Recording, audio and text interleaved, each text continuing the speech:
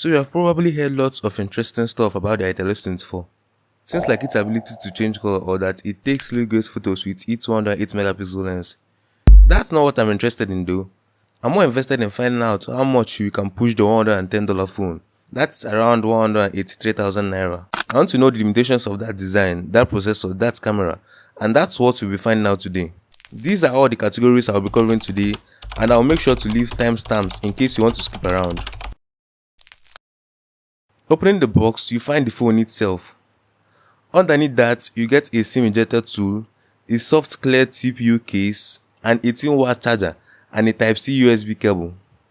Compared to last year's model, the only thing missing is a 3.5mm headphone jack. But hey, I'm not complaining though. Some companies rather go bankrupt nowadays than include a charger in the box. Now let's talk about the design and build quality. Not going to lie, I've seen a lot of pictures of the S24 online, and holding it in hand all in all brings me to a conclusion that this is a really good looking phone. I really love the golden accent that encompasses the round camera module bump. Looks cool. The color I have right here is called the Starry Black.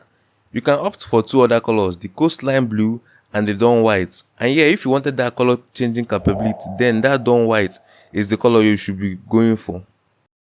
The fingerprint scanner is side mounted, and after using it along the phone quite a few times, I noticed it's actually at a position that allows for maximum reachability even if you have small fingers.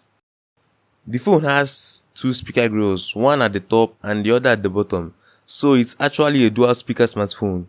Also at the bottom you can find USB charging ports and a 3.5mm port for the headphone jack. Did I also mention that the back is matte textured, so you won't have to worry about the fingerprint smears? The display is where the S24 starts losing points. It's a 90Hz display, fine and good, but I'm not so sure I'll be comfortable using a 720p IPS LCD display with just 480 nits of peak brightness in 2024. Don't get me wrong though, for its price, it's still actually a very great bargain for a lot of people, but still a very big no-no from me. That said, if you're able to overlook that fact and just focus on what you get for the price, the display is just okay. Just okay, yeah. Sharp details and decent colors. I know a lot of people that can live with that. I won't recommend trying to use it in a really bright environment, as you won't be able to see much.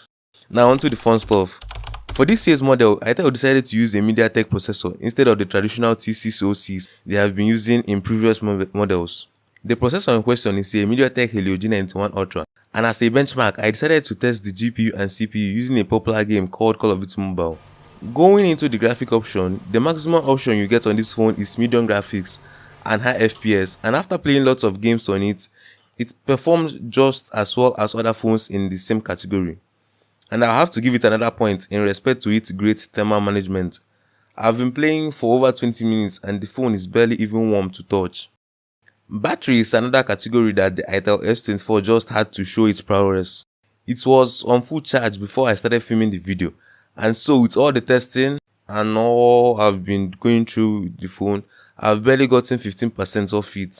The charging speed is a bit lacking as it goes up to only 18 watts, but I don't find that much disappointing. Not going to lie, the category that particularly surprised me was the camera capability. The cameras on this device surely has no business being as good as it is, especially that 108 megapixel lens. I won't even talk much about it, I'll just be showing you the results.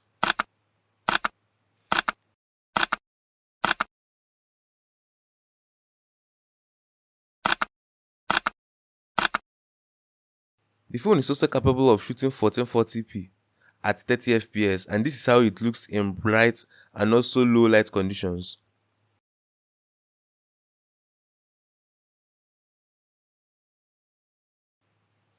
I also took lots of cool photos with the selfie camera, and it's just beautiful. All in all, I would say if you are in the market for a great budget phone that won't make you feel you are missing out much, then this phone should definitely be a part of your list. Don't agree with me? Let me know the reasons down in the comment section below, and don't forget to leave a like and subscribe to help me grow while you're at it. Thanks for watching, and I'll catch you in the next one.